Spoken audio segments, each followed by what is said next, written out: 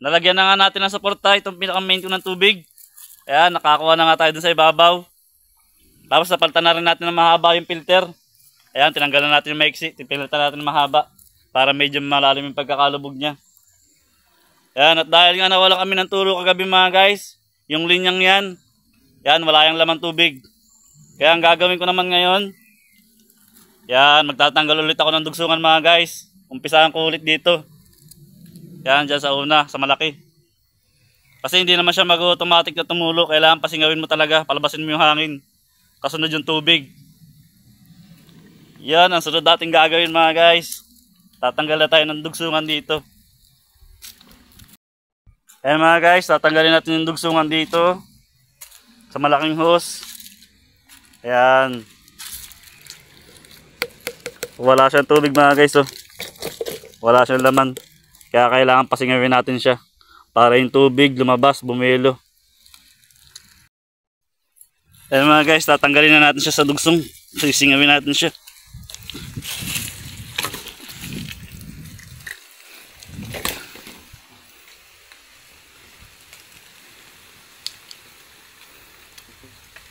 Ayan, mahina pa lang yung tulo niya mga guys. Naglalabas pa lang siya ng hangin. Ayan mga guys, lumalakas na siya. Ayan, lumalabas na yung hangin doon sa loob ng hose. Ayan, kalog-kalogin ko lang mga guys. Hindi pa kasi buo yung tubig.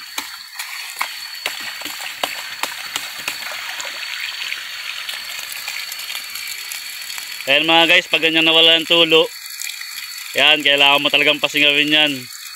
Hindi naman siya nag-automatic na tutulo.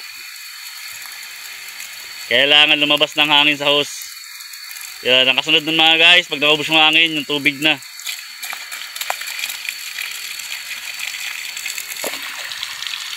Ayan mga guys, malakas na. Pwede na natin yan idugsong. Ayan, idudugsong na natin siya doon. Ayan mga guys, idudugsong ko na.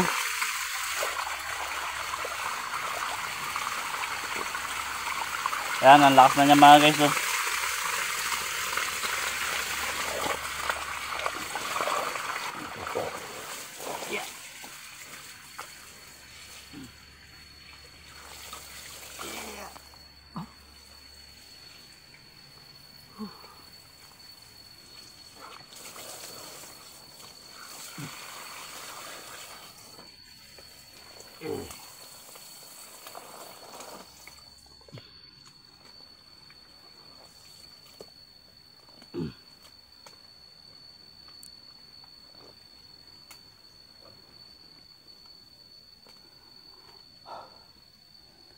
Medyo madali lang ang gagawin natin ngayon mga guys. Kasi 3 dugsungan lang. Hindi na natin kailangang magbaybay dun sa kagubatan. Yan, dyan lang tayo magtatanggal ng dugsungan sa baba.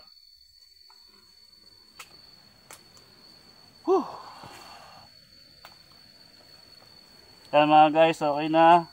Naman tayo sa kasunod. Yan, baba na tayo dyan.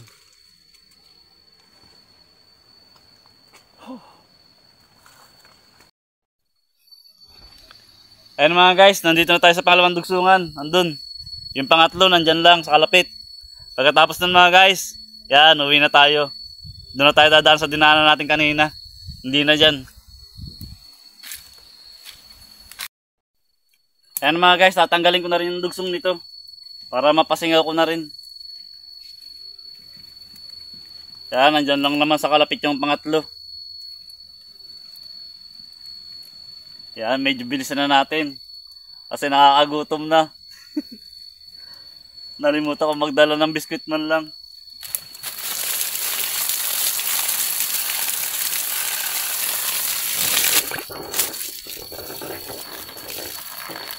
Ayan, kailangan talagang lumabas ng hangin na yan mga guys.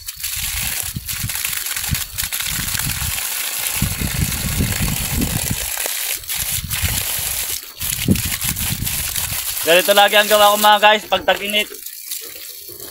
Lalo na mga guys, pag sobrang haba na ng init. Yan, halos araw-araw na ako dito sa gubat.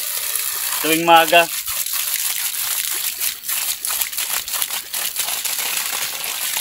Malapit pa yan mga guys. Yung pinakita ko sa inyo yung kuhaan ko ng tubig. Yan, pag nagtuloy-tuloy ang init, yan, lilipat na tayo dun sa malayo. Dun mga guys. Yan, medyo malayo yun. Meron din ako kuhaan dun. Nagagamit ko lang siya pag sobrang haba na talaga ng init mga guys. Sana naman hindi na tayo makarating dun kasi masyadong malayo yun. Yan, okay na mga guys. Dudugsong ko na. Yan mga guys, doon na tayo sa pangatlo. Bilis-bilisan na natin. Makakagutom na talaga.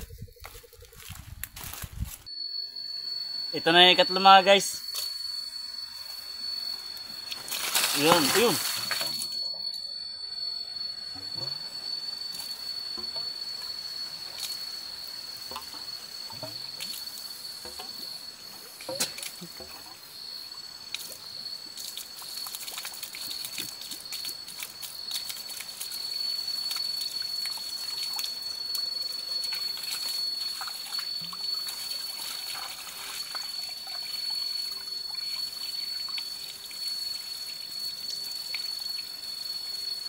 Yan, okay naman siya mga guys. Wala naman siyang hangin. Pwede na natin siya idugsong.